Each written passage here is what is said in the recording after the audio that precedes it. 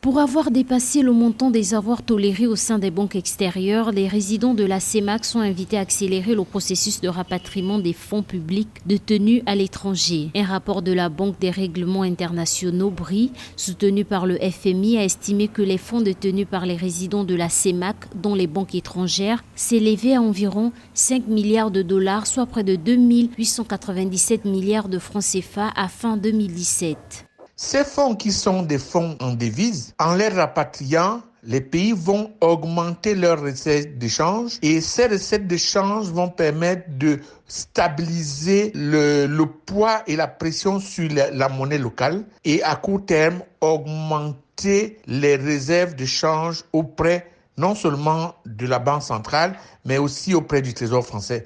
Une question abordée lors de la rencontre du comité de pilotage du programme des réformes économiques et financières de la CEMAC en décembre 2021 à Douala, capitale économique camerounaise. Lors de cette rencontre, le comité de pilotage a demandé aux États de la CEMAC d'accélérer le processus de rapatriement des fonds publics détenus à l'étranger, aussi bien par les États que par les entreprises publiques, afin de contribuer à la reconstitution des réserves de change et soutenir le financement des économies.